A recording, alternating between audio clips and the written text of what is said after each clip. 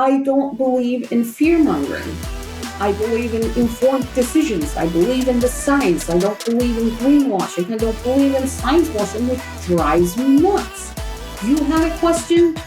Come to us, we'll answer. You have a question, go to PubMed, read the publications over there. Don't just listen to an influencer who thinks it's bad for you. All right. Welcome back to the next episode of the Beauty and the Brand podcast. I have a very special guest, Dr. Ebru Karpuzoglu, founder of AveSeena. It is a wellness and skincare line with a focus on sensitive skin and signs of inflammaging. And she's also the founder of Chic Science, where she shares her expertise on regulations and formulations. And welcome, Ebru. Welcome, Aggie. It's great to be here. Thank you for having me. And hi to everybody who's listening. Yes, and Ebru is also a graduate of our C2C accelerator program. So it's always a treat because she not only is a graduate, but she also does masterclasses inside our program on regulations, which we're having. When do we have our next session? I think in 2025, I think. I know it's 2025. Is it? I know it's coming up like in the first, I think Q1. And we're going to have the fresh information, fresh off the, batch and everything. So it's going to be a good one to listen to. The wild, wild west. So let's get right into it. You're a scientist. You're an immunologist. You're a cosmetic chemist. You're also the mastermind behind AveSeena. When did your obsession with skin and science collide? And did you know you'd create a skincare business? Well, I didn't think about the business at first. My whole thing was solving my problem and my father's problem at the time, because, given my background, how immunology and inflammation is integrated into how your skin responds to everything. On top of that, my dissertation was on how sex hormones and estrogen impact the immune system, inflammation, why women get more autoimmune diseases. And then my father got cancer, lung cancer, and he started having huge skin problems. Dry skin, nothing was working. So at one point, I had to solve my problem. Sorry.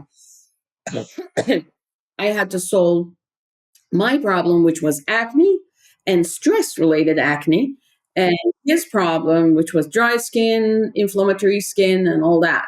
So going into deeper and deeper, I realized, and also he was a transplant surgeon, I have to say. He was my harshest critic, and they're really hard guys. And he said, "You're onto something. You need to put this out. It's going to be a lot of work, but you need to put this out. People need something good, something high quality." He loved it. So I don't know if I created a skincare empire. I don't know, but I just simply wanted to help people to reclaim their skin's health and wellness. And the feedback has been incredible. Anybody who uses it comes back. And AveSeena has turned my passion into something bigger than I thought. And I met a lot of great people on the way. So it has been a fantastic journey. Isn't it interesting how, you don't know where it's going to lead you. You start the skincare line and then it sort of just evolves from there. And you just keep going and you keep going. And eventually, you're on the other side or you're, further along. Mm-hmm. So immunology and skincare, it's not typically a connection everyone makes. Although I will say in COVID, I think there was a lot. You came in at the perfect timing because that's when people started to talk about immunology and its impact on beauty and skincare and et cetera, et cetera.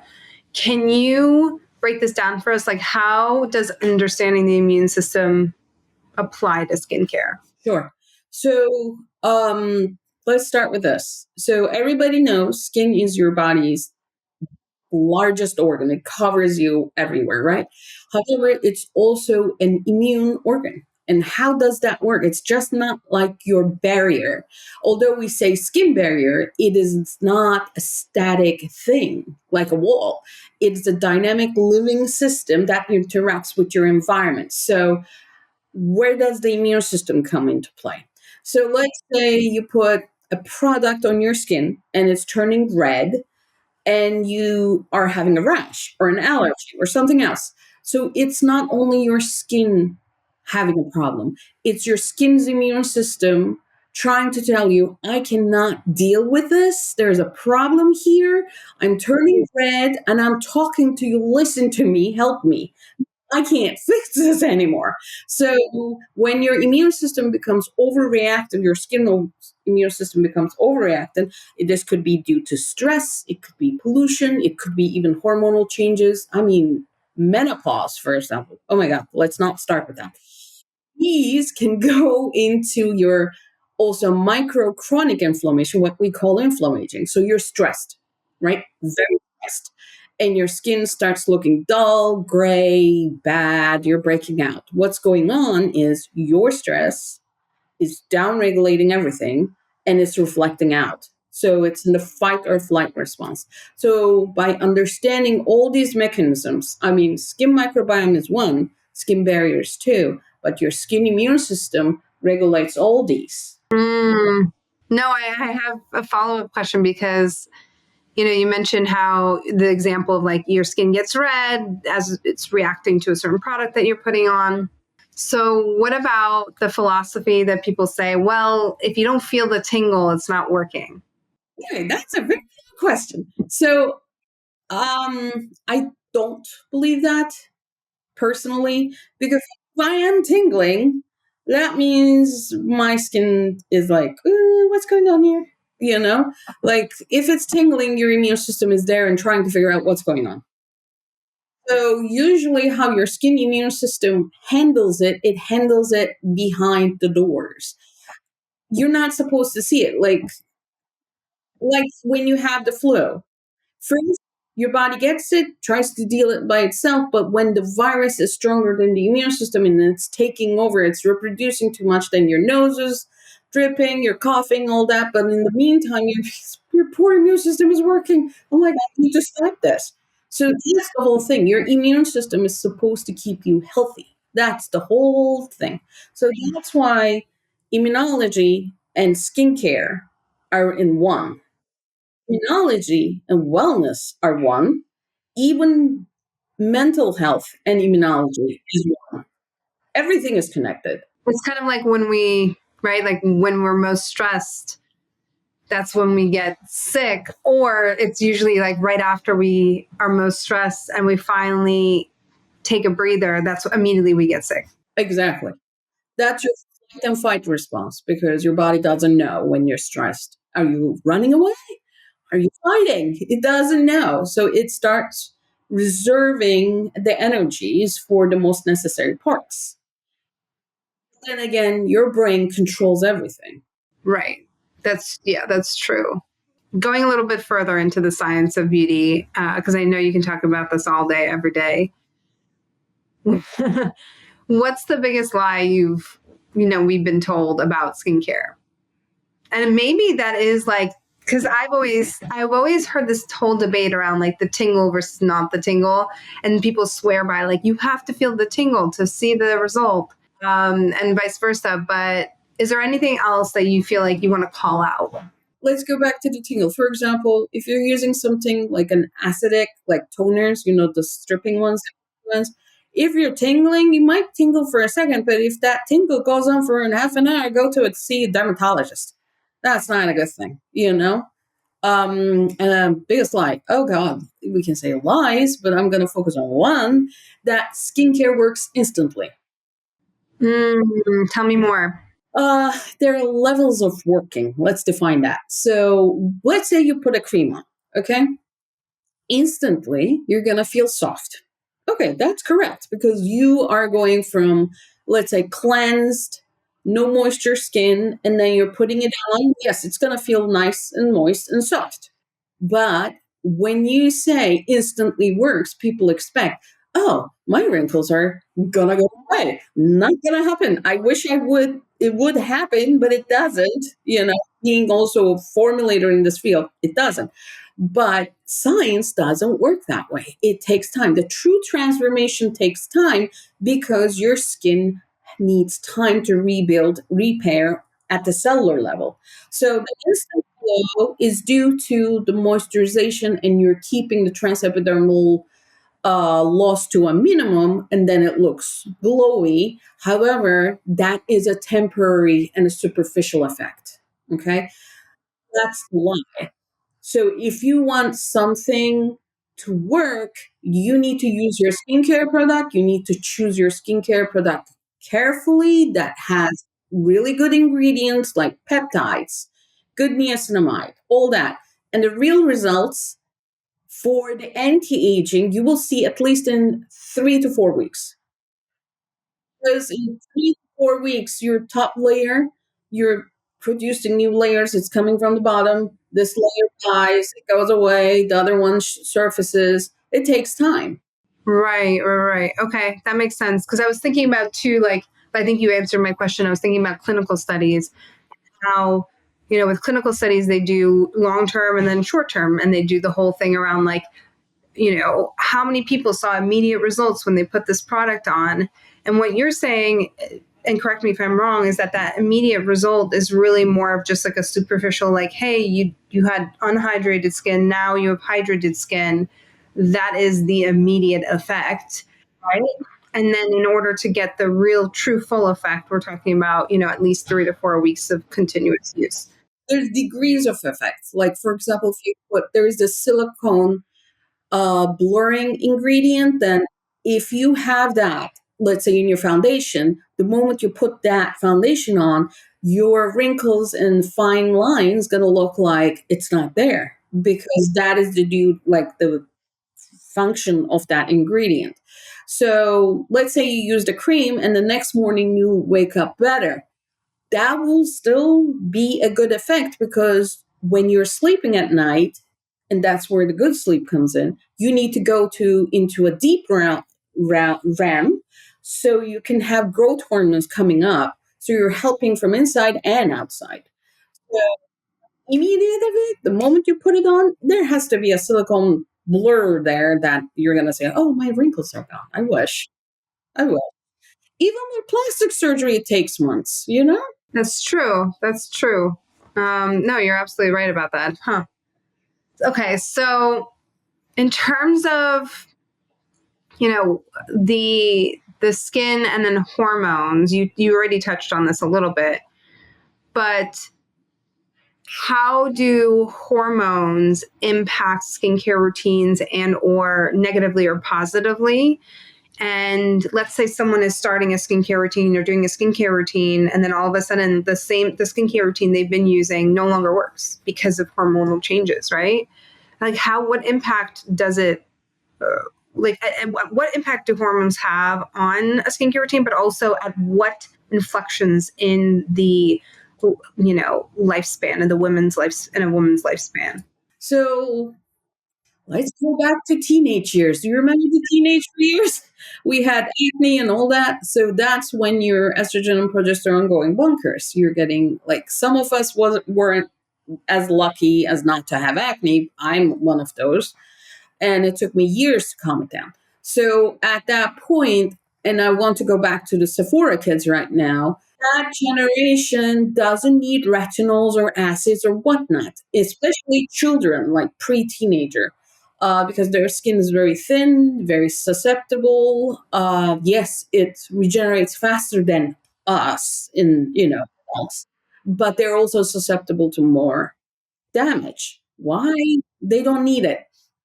At that point, if they have a skincare problem, they need to see a dermatologist, not Sephora. I'm sorry. They need a dermatologist who knows the skin, who knows preteen and teen skins, because it's different than that. So going into the 20s and 30s, I think it's a good time to start anti-aging regimes. Okay. Again, choosing the right ingredients is key. Okay. And then going into, and that's your reproductive years, your estrogen, this is supposed to be. And then we come to the perimenopausal time, which is so much, believe me. That's when everything starts working against you. Your brain works against you, hot flashes come in. Oh my God, it's so much fun. But at that point, getting a skincare that's high in moisture, high in peptides, and trying to decrease the amount of products you use on your face is key. And that's what I, because the more I touch my face, the more it's unhappy it is. And I don't have the time. Nobody has the time. I mean, once you have kids, you don't have the time. Going into menopause, that is so much fun. Believe me, hormones are going all over the place. You're starting to gain weight. And here's why, a reason why you gain weight. So once you go into menopause, you don't produce as much as estrogen as in you are in your reproductive years. So, but body still needs estrogen. So what happens? You start gaining weight because from your fat tissue, you can produce estrogen. That's why you have the fat around your belly. So it's trying to compensate. Body always tries to get back to the normal. It's used to it. Yeah, your homeostasis. So for that, it's going to do whatever it takes. It will make you fat to produce more estrogen. It will do everything. So In a way, it's almost good if it's balancing your estrogen because it kind of is balancing your hormones and your moods, right? I wish, but fat tissue is bad for you because it also causes inflammation. So there's no winner there. But the thing is, let's go back to the skincare. At that point, you need to have you need to fill in, for example, your facial oil face, the sebum, is going to start having less squalane. And then what can you do? You can get a face oil that has high in squalane. So by knowing those deficiencies that are coming during perimenopause, you can catch up and you will be fine. However, there is a couple skincare brands out there who are putting estrogen into skincare. And that is a no-no in my book. And here's why. That seems like a no-no. Yes. Let's say a person has estrogen receptor breast cancer and she doesn't know. And she is using this estrogen cream. What happens? That estrogen goes in and can bind to the estrogen receptors, stimulating the growth of the tumor. That is one of the things I'm afraid of. Okay. What if this person has autoimmune disease that is estrogen dependent, like rheumatoid arthritis, lupus, or something, and they're at the start? And then this person uses this estrogen related cream. What happens? So that's why when it comes to these creams and skincare products that has any kind of hormones, I would say, please talk to your doctor, figure out if you have any problems, and if your dermatologist or your doctor, whoever you're seeing for your condition, okays it, then use it. It's scary to me. Working with estrogen in the lab, one on one, and how I see it regulates the immune system. Fascinating. Wow. So, moving forward on, like, as you were doing research with AveSeena or pre-AveSeena, and you were looking at, okay, well, how do we, impact the inflammation and how do we impact sensitive skin? Was there ever an aha moment around like, oh, this is like the key formulation, or this is the key combination of ingredients, or like, was there sort of like a moment where you felt like you cracked the code around what would be efficacious? Oh, yeah. I mean, there is a combination of ingredients. Of course, I can't tell that here, but the science is the key. The science is the key. And using the published percentage of ingredients. For example, niacinamide. The highest published and studied percentage is 5%. But there are some brands that go up to 20%, 30%, and there's one particular brand that sells pure powdered niacinamide. Why? It's more doesn't mean good for, like everything in moderation, everything like that's why when you go to a supplier, like an ingredient producer company, they would sell this product will work the best between 0.5% to 2% because they already did the studies on safety. And anything above 2% is going to drive your skin crazy. You're going to have inflammation, allergies, whatnot. So that's why going in back into the aha moment is this: you follow the rules. The supplier is telling you to use between this, you follow that rule. And then combining the right ingredients, finding the ones that work together, not against them. It's a lot of research. Yeah, I think that's a big problem. I see most with people who don't have a science background is like, how do you know that this combination of ingredients is actually going to give you the effect that you want it to give you? Like, I mean, that's why I started Chic Science Labs, because I realized people were kind of lost in the dark. What about the regulations? What about these ingredients together?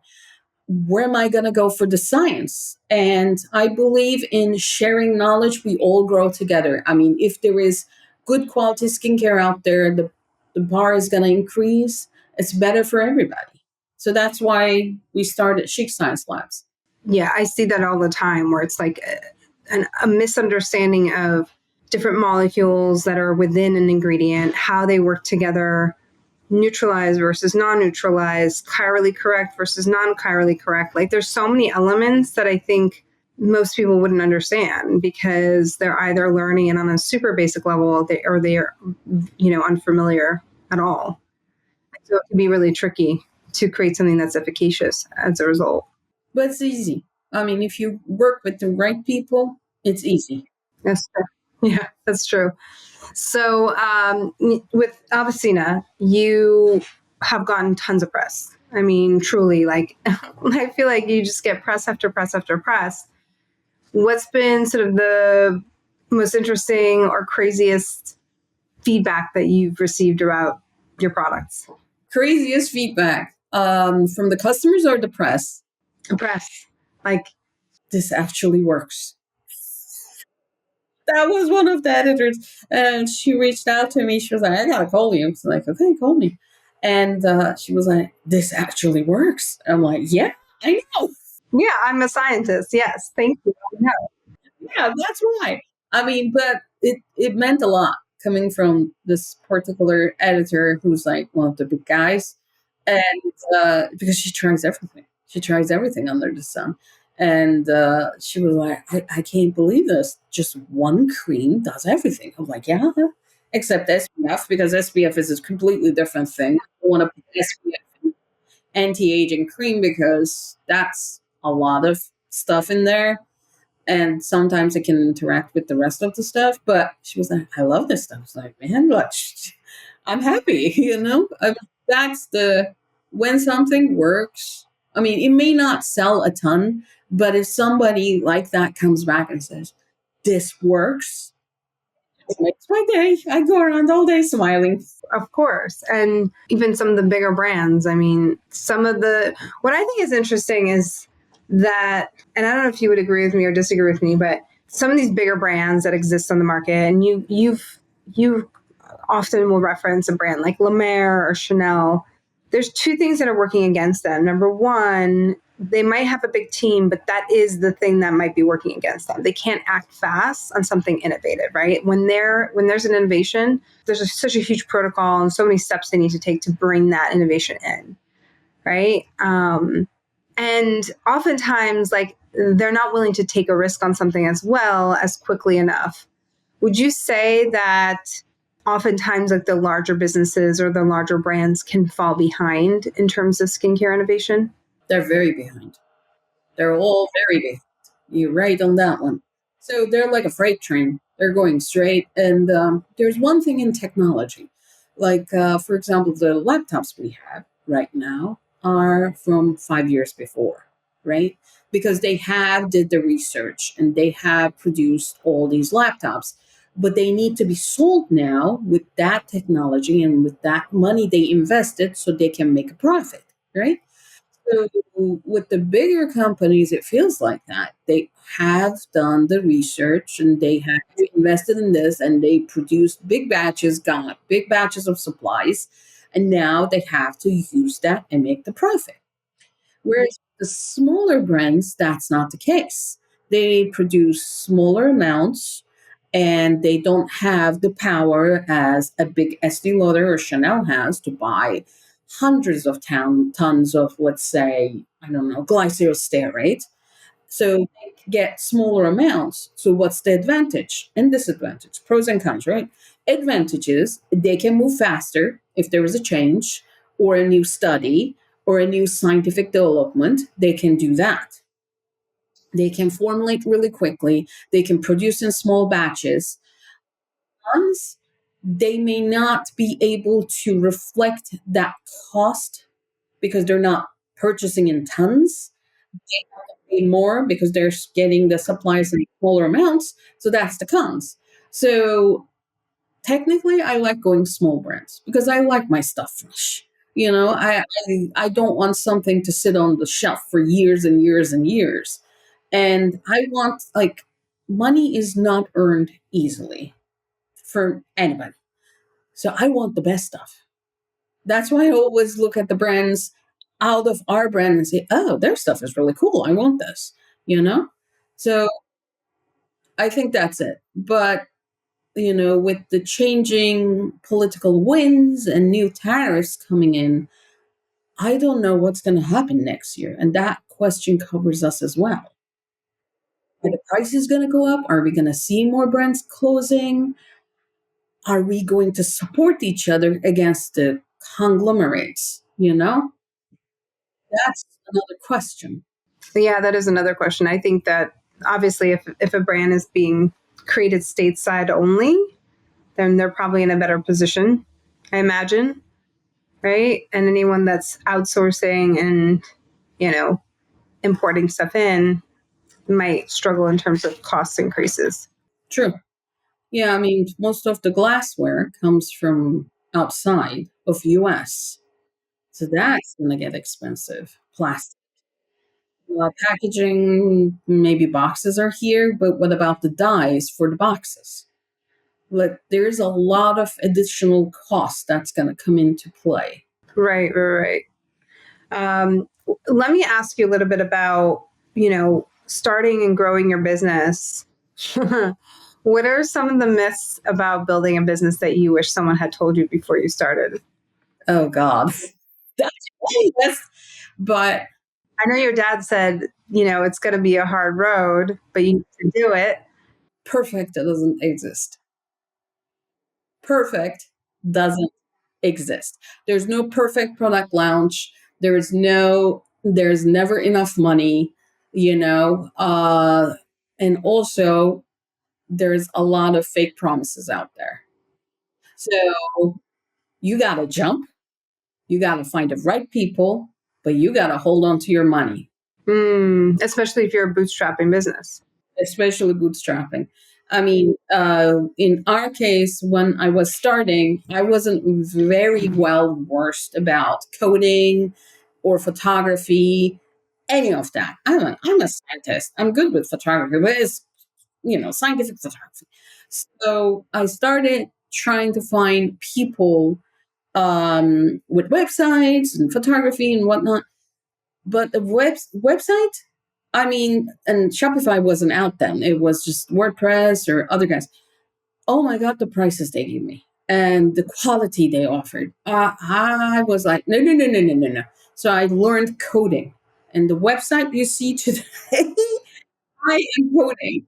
So when somebody gives you a scary price, and if you are technically savvy, stop and ask your question. Can I do this? Can I learn this? Learn it if you can.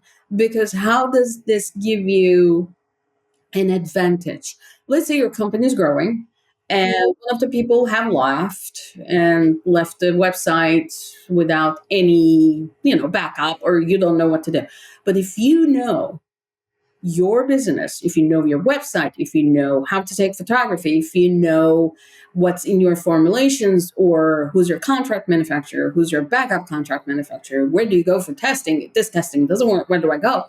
If you have that in your mind, you're never gonna be out in the cold when somebody leaves you.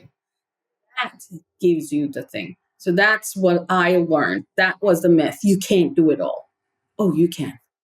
When you're in the corner, you can. Yeah, when you're in a corner, because I would disagree just with seeing sort of enough back end of the businesses to see how well certain teams, how people are supported by teams. I would disagree, but I do think there's something to be said about, you know, having the knowledge, like you said, around knowing every single part of the business and at least learning on a even a foundational level, like how to do something, whether it be social media, website. Like you shouldn't be so in the dark. Like you shouldn't be just blindly outsourcing. Like, hey, I think this agency promised me the sky and the moon and the world, and I'm handing all the control and all the power to them. And then something, you're not seeing sales or something's not working, and you have no idea why. You should be able to pinpoint, like you should go to any agency, any, contractor, any partner and be like, here's what I want you to do. And you're the strategist, you're leading the way and they're then executing. But the only way that you can lead the way is if you know what works but doesn't, or like at least the basics of that category, that area in your business. Let me make a comment here. The other day, one of the people I know, he's from Harvard, and he said, "You're a CEO now." He said this. That was one of the biggest compliments I got from a business person. But that's the thing.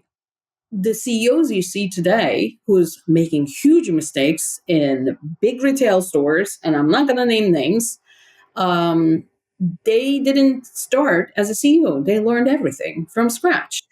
So when you are starting your brand, this is your opportunity to learn how to become a CEO, how to become your own leader. You are becoming your own leader.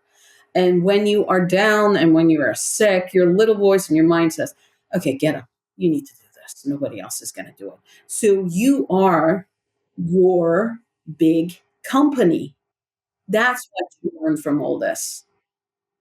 Also, you can't do this. She did this, blah, blah, blah. She's green queen, blah. That's all PR. How would you then handle, what I see a lot in brands that are, I would say, anywhere up to like maybe low multi six figures, between brands that are low multi six figures and my brands that are multi seven, 8 figures, is that the brands that are in 7 figures, they are working on their business, while my, younger brands are typically in their business so much that they can't get to the point. It's a hard process to get them out of that I'm in the business doing every single hat to working on the business. What's your sort of take on that? Well, when you're alone, when you're smaller, let's not say smaller, but younger, smaller has a negative connotation to it sometimes. But when you're younger, it takes more effort and more energy. You're right. However, when you're bigger, yes, you have more time technically to spend on the business because you have money to hire people to work on the rest of the stuff. That doesn't mean that, and I've seen that in some business owners that, oh, they're doing this. I don't have to look at this. I have to look at there. And then when this falters, it's a huge problem. I'm going to give an example. And first time I'm going to use a brand name here, Drunk Elephant. How they fell on we have to put a preservative thing. And I was like, are you serious? You're huge. But that happens. So what do? You're going to do the best you can. I mean, and sometimes luck hits and you go forward. And sometimes it doesn't hit and you stall for a reason. That happened to us. It happens to a lot of brands. But it's not something to be discouraged. Mm. Yeah, I think there's a middle ground for sure. I think there's some businesses that try to hire too early and they get overzealous with how many people they're hiring, what they're outsourcing. And there's found a lot of founders, particularly, I think I see this quite a bit, that don't hire early enough. So it really is a fine balance. It's always, This. So it's the constant, it's a recommendation constant would be go balance. with consultants, like an hourly basis. You don't have to hire a person unless they're doing stocking. They have to be there all the time. Go with consultants hourly. That is sometimes more efficient. Because both parties are looking to get the best out of that hour. So sometimes that works better. So moving on to regulations and industry insights, because I know you have a lot to say about this. And I love what you share. I mean, you're always pinging me saying, hey, are you telling your community about this? Are you telling your community about that? And I listen because I know you're abreast of everything in terms of regulations, what's happening with, like, what can you say, what can you not say, FDA stuff. Like, I'm always like, all right, we got to bring this in. We need to bring in a master class. We need to do a training on this because this is coming or this is happening right now. So let's talk about MoCRA. It's obviously, this has been something you and I have been talking about for a couple of years now. It's shaking up the beauty industry. How do you see now, going into 2025, how do you see it impacting indie beauty brands versus the big players? Because, when we talked about this 2 years ago, it was like, well, there's all these steps that need to be taken. However, brands that are under 1 million, for example, don't need to take as many steps. Is that still the case? Well, it's changing. So Of course it is. Of course it is. changes and the political winds change, and I'm gonna say that everything is gonna change. So when a new person comes to the office, the worst thing they want to do in general, States, Europe, whatever, it doesn't matter, but in general, they want to show that they're earning money, that they're bringing revenue, right? This could be a company, this could be a government. Money is the king. So, what could happen and what has been taught, like going on in the press and everything, there might be cuts in certain places, like government and government agencies. And that's why there was also another article, I think in Vogue and Beauty Independent, one of them, that they were talking about, are they going to cut off MoCRA? However, MoCRA is going forward full steam. They even released a new amendment about what needs to be done facility wise and whatnot. So we're going to talk about that during the class. And then, I'm also planning to come up with new classes in the future, but not right now, because this is becoming really important. The whole point about MoCRA was, since 1938, there hasn't been, cosmetic regulations update. And how does this affect us economically? Because European Council and Canada and Japan, they're going forward, whereas US was standing here. So they were like, we need safety data. We need to have something at least comparable to EU because we're staying behind the game. Case. So most of the founders would think, oh, this is just another chore. I have to do safety check. No, it's good for you. It is good for you. So what's going to happen? Why is it good for you? So let's say when you go like with EU, you have to have safety tests done. Microbial test, challenge test, dermatologist test, all the tests. You can't release your product without doing all these tests and having your product information file. This is pre-work before you release any product in EU, Japan, Canada. In US, you make the product and sell it.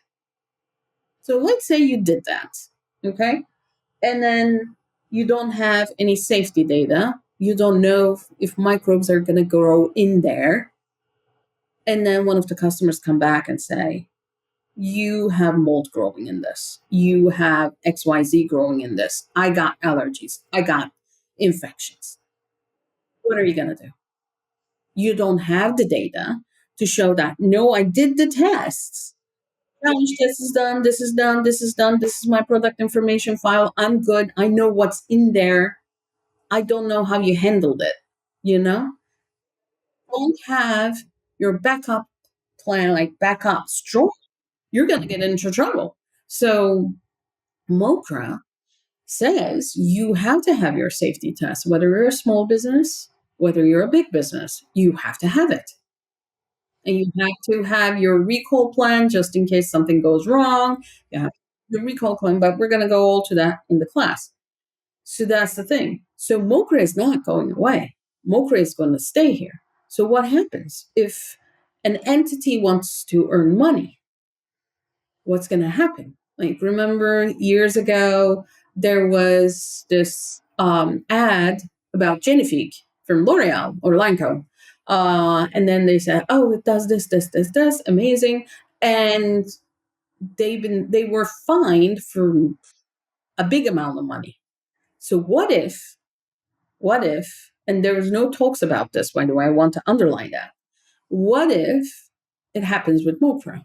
They're going to come and say, okay, you have such and such time to finish all these tests and all these prerequisites as a small business or a big business. But then I'm going to come in and have a look. And if you don't have these, I'm going to fine you XYZ. What if they say that? Why not do it now? Get your ducks in a row. They're happy and nice and sitting there. And even if it happens, you're covered. Well, I already know, like, I guess this is a devil's advocate, even though I agree with you on this. And I guess the flip side of what I know businesses are thinking, but they can't be thinking this way, is like, I can't afford it, or it's very expensive, right? There's ways to afford it. There is a much cheaper way to do it, and it can be done at a university facility. So if they reach out to me, I will help them. Not a problem. Yeah, I think that's like what I imagine, this, from a financial perspective, it's the same thing with legal. Like, it impacts bootstrapping businesses, business founders who are starting a skincare line, beauty line, whatever, a beauty brand, wellness brand. They're not necessarily thinking about these must-haves enough, like legal testing regulations. They're kind of overlooking it because it's not the fun stuff, but it's the important stuff. Stuff that protects you. Like you're founding your company as an LLC so they don't come to your house and get your stuff. So if you put out a bad product, everybody thinks their product is awesome. But you need to be your own critic and think as a customer. Let's say I got this product and there was growth in it. What would I do to this company? If you can answer those and you can say, okay, they're going to come after me. They're going to call this. They're going to call me. Do I have the data to cover me? He was like, yes. If you have that checklist, you're covered. You need to have that checklist for your own sanity. Mm-hmm. Actually, what I'm wondering too is, for all the founders that have home labs, how does MoCRA impact home labs? People are starting. That is based on the state, and it's doable, but they need to follow the GMP rules, good manufacturing practices. So that's easy. We can teach that as well, not a problem. But it's doable. And I think certain states do not allow for home labs, or yeah, I think Florida is one of them, but don't quote me on that one. I need to check. But still, it's doable. And there's really good contract manufacturers out there who are really nice. So that's another option. But if that's not an option, GMP is a must. Okay. GMP. And what does GMP stand for? Good manufacturing practices. Okay. And that's one of many steps that are required to be MoCRA approved. Yes. Let's say compliant. Yes. What would you say, as a small business who's just starting out, what would you say is the biggest hurdle they will overcome, biggest regulation hurdle they'll have to overcome in launching their small business? So there's a lot of steps. So we're starting from zero. if you're starting from zero, first you have to establish your LLC, but before that, you got to get your trademark. If you don't get your trademark, you're dead in the water. You may produce all your products, but if you don't have the trademark, somebody else can come and take it, and then you're stuck. Like every packaging you did is down the drain in the trash. So that's legal wise, that's the hardest part because I think it takes around a year to finalize a trademark. Yeah, it's like 8, 9 months now. Yeah, so if you are starting now, start with the trademark, get that trademark, and then get your LLC set up, and then get your insurance. Those are the legal parts. The other part is, what is your differentiation? You need to think about your differentiation. You can't say clean or natural. That's not going to work anymore. I mean, couple established Japanese brands closed, and they were the first who started it in US, the clean brands. And actually, one of the CEOs said, I mean, clean, everybody's clean now. And that was our differentiation point, and we're closing now. Yeah, I've worked with a few brands recently where, because they'd been around for a very long time, they were one of the first, brands to be clean. And now it's like, okay, well, we need to find a new differentiator. Because, like you said, clean is like basically a bare minimum at this point, must have. Like, our differentiator is science. Well, not just science, because science is also very. Oh, yeah, but I'm going to go into that. So it's science, it's the inflammaging, it's the sensitive skin. So this year, everybody's going to talk about inflammaging. There's a couple companies coming up, but what do they have? What do they have?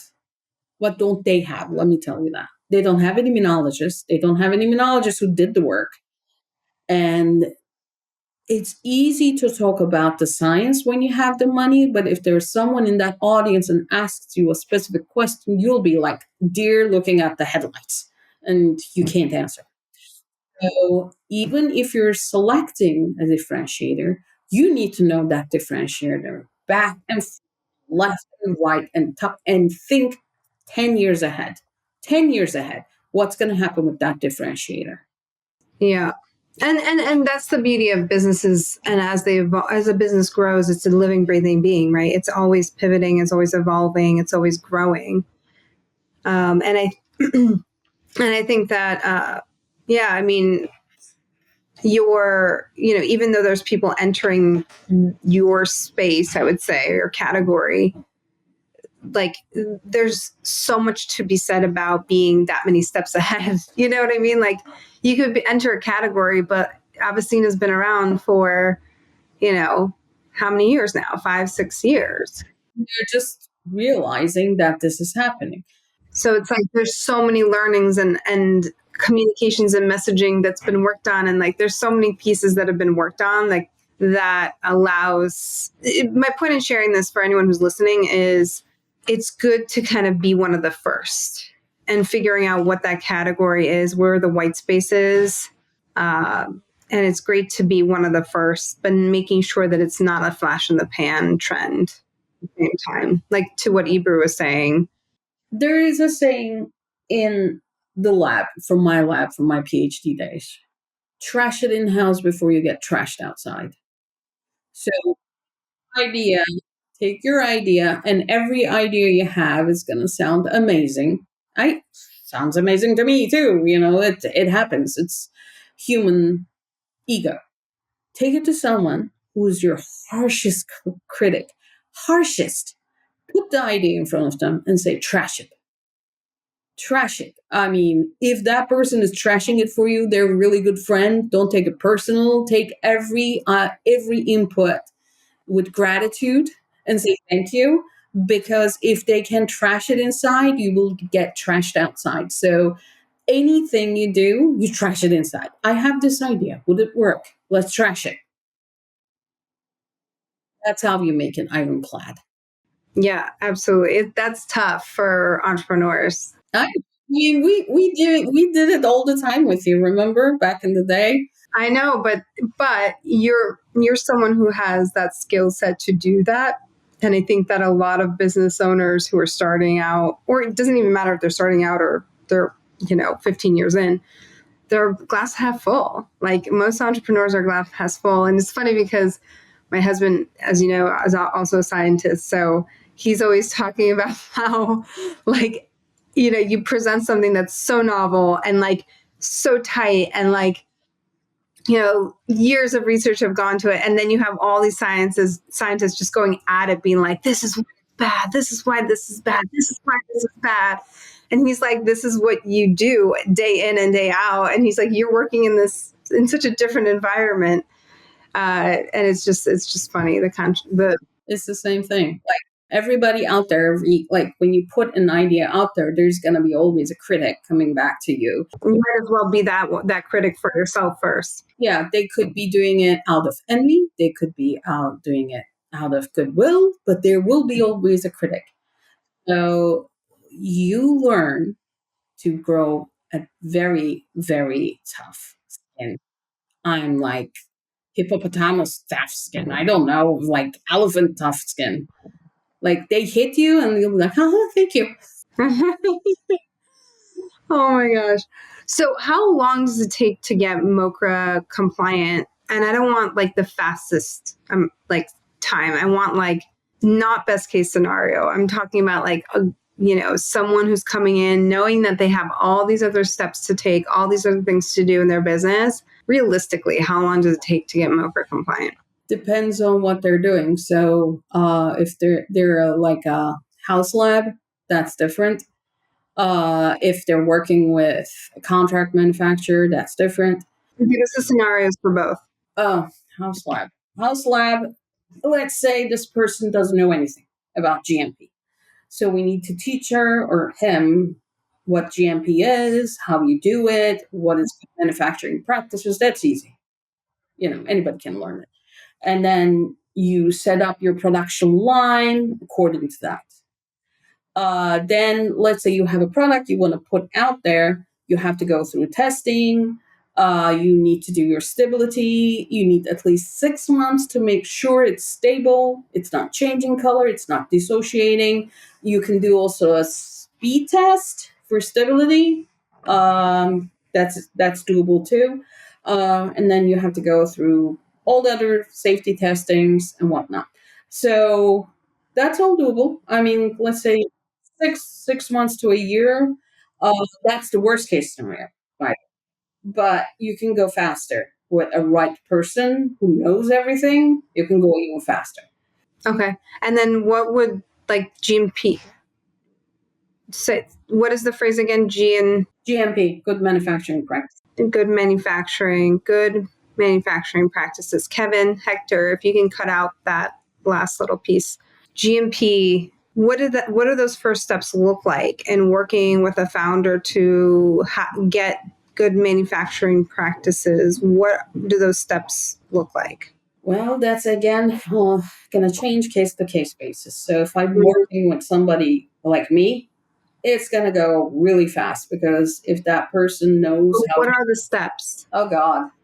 Like what, or give me like an overview of what those steps looks like. First, we need to figure out what is their background. That's always very important to me. What they know about cosmetic chemistry, if they're even producing their own products, I need to know what they know.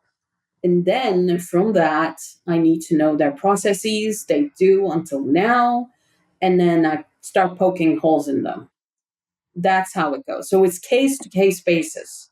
Okay. So it's not like a step-by-step process. I mean, if I come work with you, you did perfumes. So you made perfumes and you have a scientific background coming from your husband. So when I'm explaining it to you, you're going to know what I'm talking about. But if I'm starting with someone who never did any cosmetic or never produced anything, then I have to teach them everything from the start. Okay, this is for this, this is for this, this is for this. So what would those like most important steps be? Like, give me just like a couple of examples. Like if someone's starting from scratch. Someone's starting from scratch. First, I have to teach them what inky is. What is inky? How do you produce a thing? What is the difference between water-based formula and non-water-based formula? Why do you have to preserve it? So basic cosmetic chemistry. teach them that. Then we go into GMP, because without knowing the basics, you can't go into GMP. Okay, so then what happens with GMP? Like, give me a couple steps. For example, if it's someone like me who knows formulation from scratch, who worked in a lab, I can look at their existing procedure and say, we need to do this here, we need to do this here, we need to do this here, you need to have logs, you need to have your notebook, stuff like that. You have to write lot numbers, that kind of stuff. Okay, so that's exactly what I'm looking for, is like examples. Like, so what are some of those steps? You said like this here and this here. What are this? I don't know. Okay, cut that, Aggie. I don't know, because it really depends on the person. Right, but like, let's say, like, I just need like a few examples. Like you mentioned lot numbers. So like, what does that involve? What does like lot numbers involve? Lot numbers. Okay, let's talk about that. So let's say this person knows how to do cosmetic formulation and have been doing it, but haven't established all the details of the GMP. For example, let's say talk about lot numbers. Why lot numbers are important? Because then you would know, for example, I'm just going to say one of the emulsifiers. You got X emulsifier and it stopped working all of a sudden. Your stuff is not working.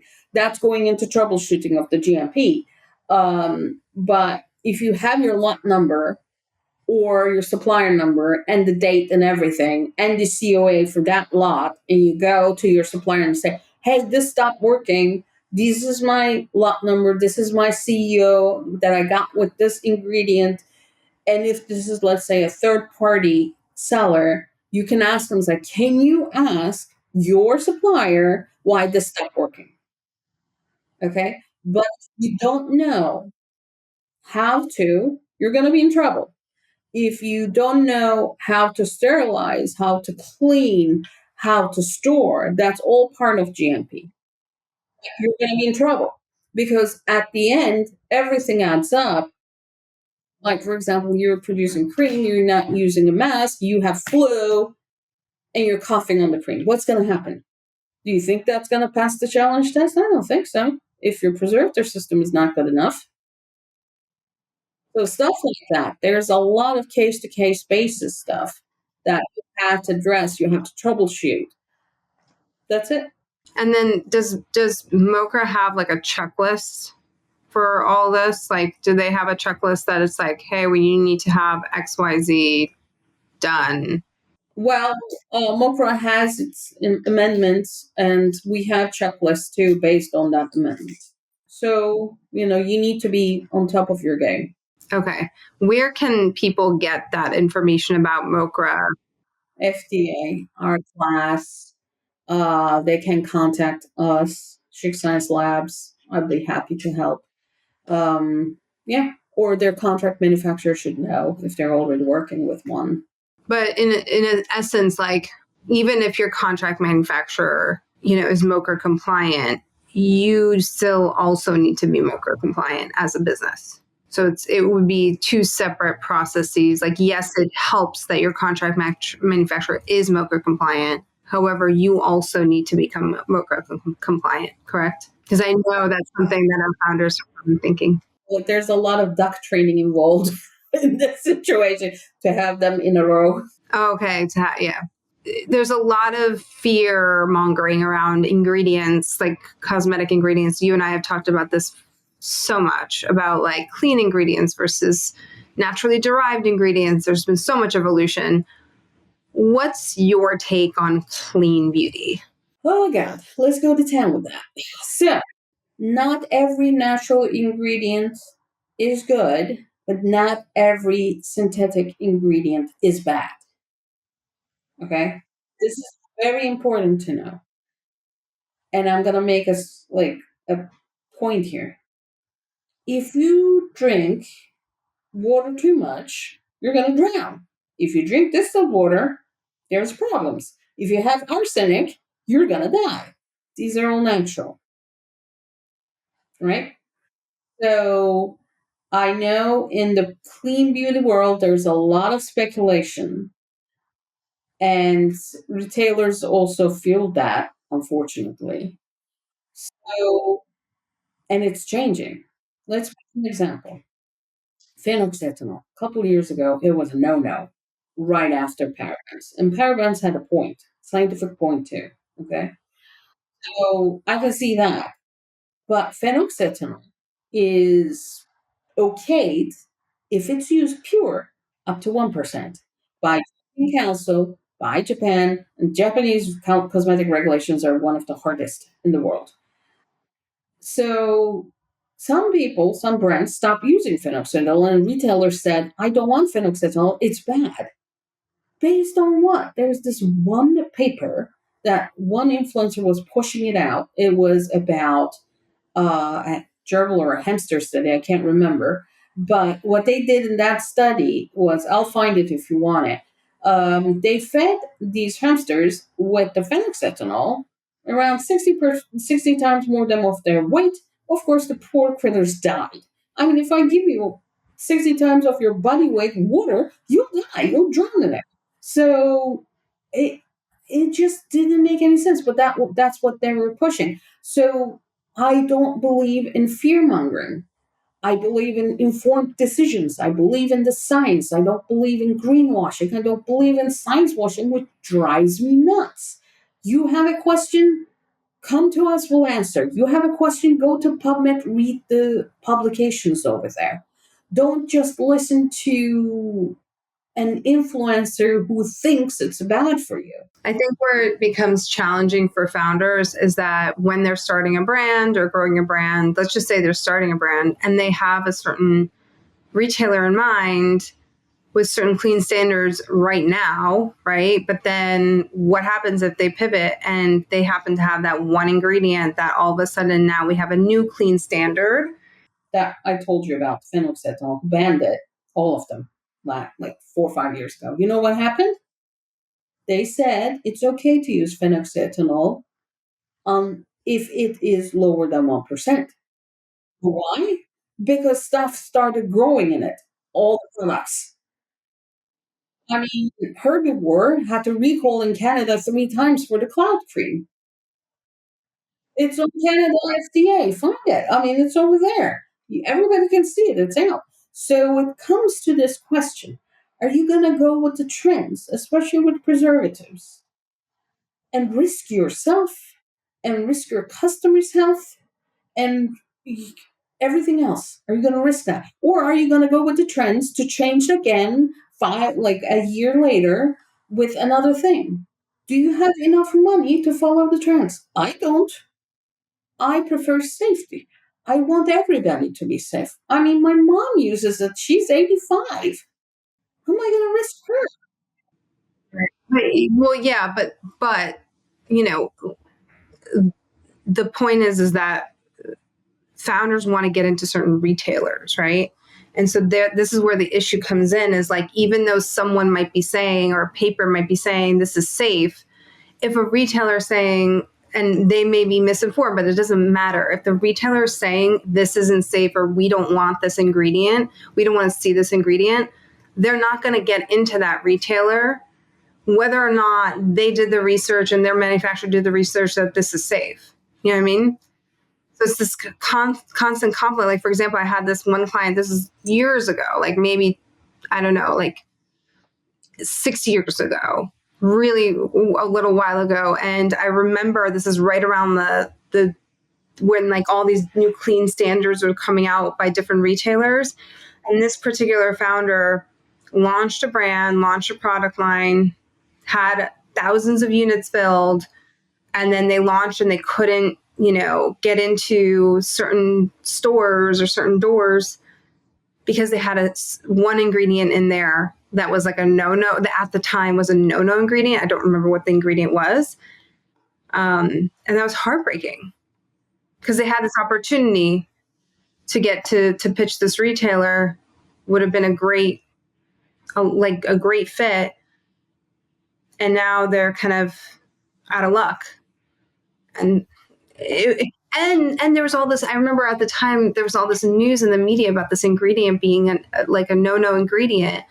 And it's likely that has been recently reversed, but it was just such poor timing for them. Like, it impacted them significantly. It's wrong.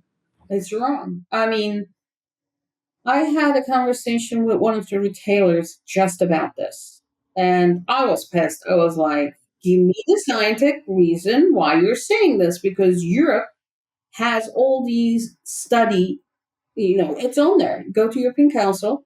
It has every study over there, and they studied it. Everything is there. So I said, there's this paper, there's this paper, there's this study from European Council, there's the dossier here. Here's all the information that says this ingredient is okay. Give me your scientific reason why you're saying it's not okay. You know what she said? Because we say so. I was like, okay, that doesn't work. We don't like it. It could be bad. Based on what? Give me a scientific reason. Give me data. Give me proof. I'm giving you 6 different publications that show this is okay. Give me one proof. Change my mind. And they're like, oh, it could be bad, and people don't want it. Yeah, it's all about like public perception. When something comes out and people are talking about it, Oh, even if scary. it's false. That is scary to me. It is, yeah.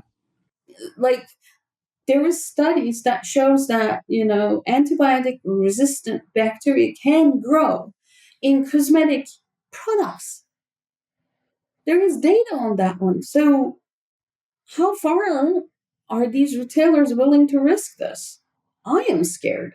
Yeah, no, it's true. Like, they're trying to differentiate themselves. They're trying to appeal to the consumer, but they're not scientists. Who knows if they have a advisory board of scientists that are. We have tons of scientists out there who want to find them. Let them be your ally. Use the science.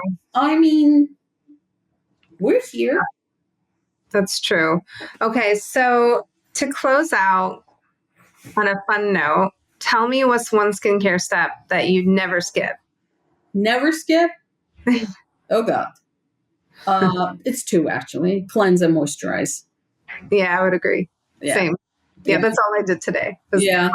Otherwise, my skin turns into paper. I hate it. My skin's so dry. It's always been dry. Yeah. And I do drink water. So, and one more thing, what's your guilty pleasure skincare product that you can't live without, but maybe you don't necessarily recommend to others? I won't recommend to others. Those acid toners,